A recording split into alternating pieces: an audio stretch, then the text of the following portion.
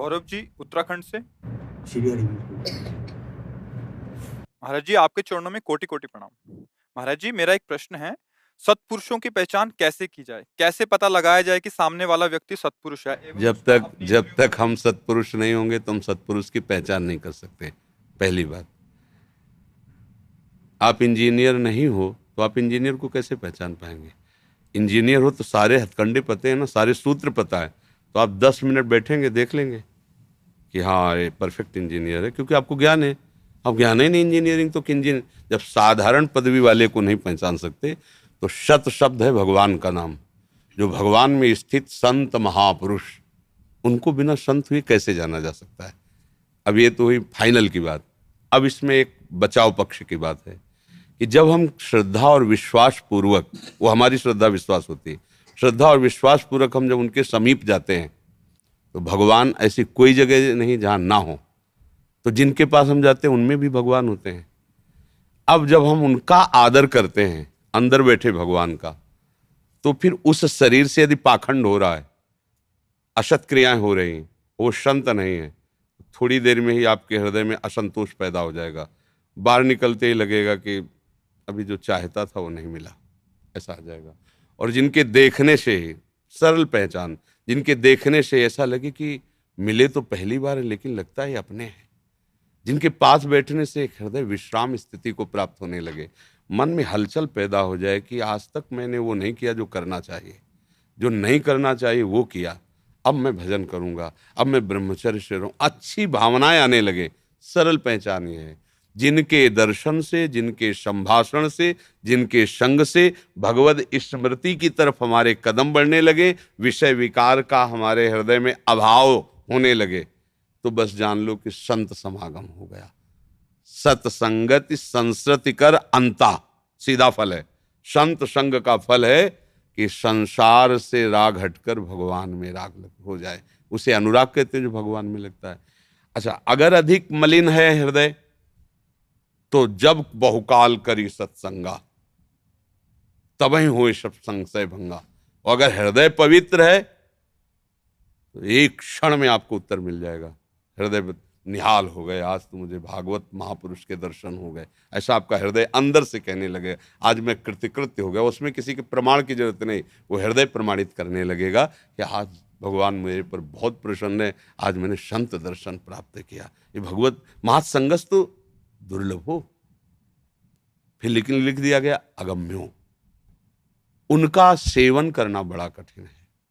Seven तभी हो सकता है जब उनकी आज्ञा का पालन करे, तब धीरे धीरे धीरे धीरे जान जाओगे। क्योंकि पवित्र अंतःकरण, संत स्वभाव, ये होना बहुत कठिन है ना।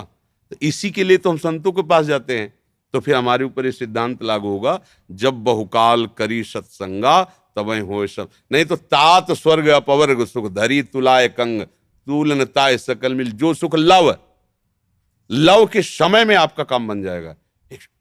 ओहो, बस ये तो केवल जागना है, जैसे सो रहा जग, संत जगा रहे।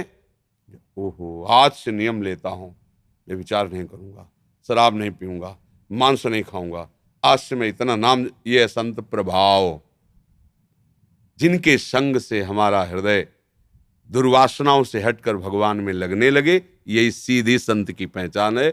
वस्तुतः संत की स्थिति को कोई संत ही जान सकता है, बाहर ही नहीं जान सकता। जैसे एक कक्षा 5 का विद्यार्थी है, एक पीएचडी की हुई उसका टीचर बैठा हुआ है, वो टीचर की योग्यता को कैसे जान सकता है? भाई इतना जरूर कह सकता है कि मास्टर जी बहुत बढ़िया पढ़ाते हैं, इसके आगे नहीं जानता हो। वो जब पीएचडी करेगा तब उसको अपने टीचर की याद आएगी कि यार कितने वो ग्रेजुएट थे, इतना नीचे उतर करके हमको ककारा सिखाए, हमको मात्रा सिखाए, और वो स्वयं इतनी ऊंचाई पे। ऐसे ही भगवत प्राप्त महापुरुष अपनी स्थिति से नीचे उतरता है, उसको किसी के उपदेश देने की जरूरत नहीं होती, क्योंकि भगवत प्राप्त है। भगवत प्राप्त कब? तब सर्वत्र भगवान देख रहा है। अब वो अपनी स्थिति से नीचे उतरा, आपको उपदेश कर रहा है, आपको आदेश कर रहा है, आपसे सेवा से, वो अपनी स्थिति से नीचे उतर कर आपको उठाने के लिए बात कर रहा है। तो जिनके संग से भगवान का नाम प्रिय लगने लगे, जगत के जितने अशुभ आचरण हैं उनसे हटने का मन करने लगे, यही पहचान संत की है। वो बोले ना बोले, उनके दर्शन मात्र से आपके हृदय में दिव्य भाव आने लगेंगे। क्योंकि प्रभाव होता है ना, जैसे हम बाहर निकले, शीतल वायु है तो उसमें बुद्धि लगाने की जरूरत है, तो इंद्रिय अपने आप बताने लगेगी वायु शीतल है, वायु गर्म है। ऐसे ही हृदय में भगवान बैठे हुए हैं, अपने आप पता चल जाए, एक दृष्टि में पता चल जाए। जैसे हम लोग गंगा किनारे जब भ्रमण करते थे ना, तो ओहो इतनी ऊंची स्थिति इन महापुरुष की, देखते एक दृष्टि पड़ते, ओहो ब्रह्माकार वृत्ति हृदय में की, अरे भगवान इतनी बड़ी कृपा, ऐसे महापुरुष का दर्शन, वो अपने आप बता देते ना भगवान। अब चूंकि हमारा अंतःकरण मलिन है, वासनाओं में है, तो हमारा फिर चिदानंद भाव को प्राप्त महापुरुषों को कैसे पहचान सकता है कोई। तो इसलिए हमें चाहिए श्रद्धा और विश्वास पूर्वक हम संतों का सेवन करें, तो हमारा हृदय पवित्र होगा, तो अपने आप पता चल जाएगा। और मूल बात इसमें है कि इसमें जब कोई संतों के पास जाता है तो उसके अंदर भगवान की आस्तिकता होती है कि है, मूल भगवान को लेके जाता है। और कोई ऐसी जगह होती नहीं जब भगवान ना हो, तो उसको घाटा तो पड़ना नहीं, क्योंकि उसका काम बनेगा। वो श्रद्धा और विश्वास के साथ जा रहा है, तो वहां उसके हृदय में भी भगवान बैठे जिसके लिए जा रहा है, वो उनका काम बना देंगे। अंदर से भगवान ही तो सब कुछ सुधारते हैं। हाँ, पर उसका संग यदि आपके लिए बाधक है तो निकलते ही आपके आ जाएगा, ठीक है दर्शन हो गए, बढ़िया, आज के बाद कभी नहीं आएंगे हम, और इनसे कोई संबंध नहीं रखेंगे। पता नहीं क्यों अंदर से ऐसा हो रहा है कि नहीं करना, क्योंकि अंदर आपने भगवान को माना है ना, तो आपके अंदर वहाँ दोनों जगह एक ही भगवान बैठे, वो आपको बता देंगे कि इस रूप में छल कपट नाटक हो रहा है। वो आपको बता देंगे कि हमारे इस रूप से दूर रहना, ये हमारा नाटक का रूप है, ये छल कपट का रूप। और जहाँ सत्य भगवान का चिंतन होता है, तो आपका हृदय पहले ही, भगवान का एक परिचय आनंद, हृदय में आनंद आ जाएगा, बस जान लो कि बात हो गई। बिना किसी संशय के हृदय एकदम नाच पड़े, हो आज हमें संत दर्श हुए। जैसे मेघ को देखकर मोर नाच पड़ता है, ऐसे ही जो भक्त जन होते हैं, भगवान के प्रेमी महात्मा को देखकर उनका हृदय नाच पड़ता है। अगर ऐसा है तो भगवान की असीम कृपा है। उन्हें बहुत मलिन हृदय होने पर फिर संतों के पास जैसे जाए ना, तो उनके बाह्य आचरणों पर, बाह्य बातों पर, बाह्य विषयों पर दृष्टि जाती है, और वो हम पकड़ नहीं पाएंगे। जैसे हम भगवान की बाह्य बातें देखें तो हम फिर भगवान की भगवत्ता को नहीं समझ पाएंगे, और भगवत्ता को समझ लिए तो बाह्य को समझ लोगे अपने आप। तो अब हम लोगों की दृष्टि बाह्य है, तो बाह्य दृष्टि से तो पकड़ नहीं पाएंगे, क्योंकि बाह्य सब कुछ मायाकृत है, प्राकृतिक है, और स्थिति चिदानंदमयी है। बात स्थिति की है, बाह्य की थोड़ी है। अगर स्थिति और बाह्य से देखा जाए तो बाह्य से दुर्वासा जी बहुत श्रेष्ठ हैं। एक बलकल की लंगोटी, बलकल कहते हैं वृक्ष की जो छाल होती है ना, उसकी लंगोटी लगाते हैं, और खाते जानते हो क्या है? दूब एक घास होती है, उसका रस पीते हैं, दुर्वा अंकुर का रस, दूब का रस पीते हैं। अस्थि मात्र शरीर में है, भारी तपस्या के धनी, 60-60 हजार वर्ष की समाधि लगती है दुर्वासा जी की। जैसे 88,000 वर्ष की समाधि शिव की, तो उन्हीं के अंश से पैदा हुए 60-60 हजार। और एक राजा है चक्रवर्ती अम्बरीश जी, पूरी राज पोशाक धारण किए हैं, वो वलकल की लंगोटी पहनते। राजभोग लगता है ठाकुर का, वो दूब का रस पीते हैं। वो तपस्या में है, ये सेवकाई में है। ठाकुर जी के मंदिर में पोछा स्वयं लगाते हैं, स्वयं ठाकुर जी को स्नान कराते हैं, आरती कर, ठाकुर जी के सामने नृत्य करते हैं। तो भगवान की सभा में कि मृत्युलोक में इस समय सर्वश्रेष्ठ महापुरुष कौन है, तो अम्बरीश जी की बात आई। वहाँ दुर्वासा जी भी बैठे थे। इनको लगा कि मेरी बात तो यहाँ हुई नहीं, और इतना कठिन तप करते हैं, कैसा है अम्बरीश।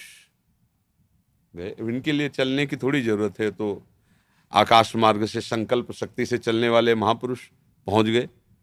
और वो एकादशी व्रत का अनुष्ठान लिए हुए थे, द्वादश पारायण वाला, और उस समय द्वादशी का योग कुछ ही समय में लगने वाला था।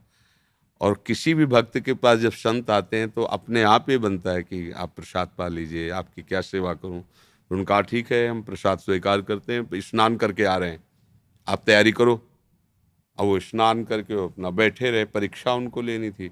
अब उनके पारण का समय है, अनुष्ठान पूरा तभी होगा जब पारण हो जाए, पारण नहीं होता तो अनुष्ठान का अतिक्रमण होता है। तो ब्राह्मणों से, ऋषियों से पूछा, तो उनका भगवान का चरणामृत पी लेने से पारण भी हो जाएगा, और कुछ खाया भी नहीं। अतिथि का सत्कार, मतलब एक ऋषि को भोजन निमंत्रण करने के बाद अगर आप पहले पालें तो अपराध है, तो बात पक्की। भगवान का चरणामृत स्नान का, वो चरणामृत लिया, वो ऐसे पी ही रहे थे कि वो तो सर्वज्ञ दुर्वासा जी आ गए। बड़ा भक्त बनता है, मेरे को निमंत्रण करके पहले तूने पा लिया। वो कुछ बोले बोले तेले को क्रोध से आग बबूला हो गए और कहा मैं तुम्हारा विनाश करता हूं। और एक कृत्या प्रकट की तपोबल से, राक्षसी भयंकर जो नष्ट कर दे। वो ऐसे ही खड़े रहे, एक कदम पीछे नहीं हटे, ना भय लगा। भगवान का विधान जैसा भक्त तो भगवान के विधान से सुदर्शन जी प्रकट हो गए, एक क्षण में कृत्या को नष्ट किया। नष्ट दुर्वासा जी को भी कर सकते थे, सुदर्शन जी के आगे किसी का तप नहीं चलता। पर वो भगवान के जन है ना, तपस्या उन्हीं के लिए तो करते। तो भगाया उनको, पीछे पीछे चले, भय से भगाया। पूरा शरीर ताप से जल रहा है सुदर्शन जी के। शंकर जी के पास हूं, मेरी सामर्थ्य नहीं कि मैं सुदर्शन को रोक सकूं। ब्रह्मा जी हरि के पास भागो, ये उनका दिव्यास्त्र, वही रोक सकते, किसी की ताकत। हरि ने कहा हमारी सामर्थ्य नहीं। अहम भक्त पराधीनो। देखो दुर्वासा भी महात्मा है, लेकिन उनको भक्त कह के संबोधन नहीं किया, विप्र कह के संबोधन किया। अहम भक्त पराधीनो अश्वतंत्र इव द्विज। ए ब्राह्मण, मैं भक्त के अधीन हूं, मैं स्वतंत्र नहीं हूं। ये सुदर्शन मेरे कहने से नहीं शांत होगा। अगर चाहते हो सुदर्शन से बचना तो अम्बरीश जी के पैर पकड़ो जाके। भागे और अम्बरीश जी के जे ही पैर पकड़ ले, उनका भगवान आप तो हमारे गुरु स्वरूप विरक्त महात्मा है। साष्टांग दंडवत थे अम्बरीश जी। और कहा आज तक मैंने जितना, ये शब्द बहुत विचित्र बोले, आज तक मैंने जितनी भगवत आराधना और भजन किया है वो सब मैं दुर्वासा जी को दान करता हूं। और उसके प्रताप से सुदर्शन चक्र शांत। तत्काल रोने लगे दुर्वासा जी कि हमने अपनी तपस्या का प्रयोग आपको नष्ट करने के लिए किया और आपने अपना भजन मुझे देखे। आज मैंने देख लिया भगवान के भक्तों की क्या महिमा होती।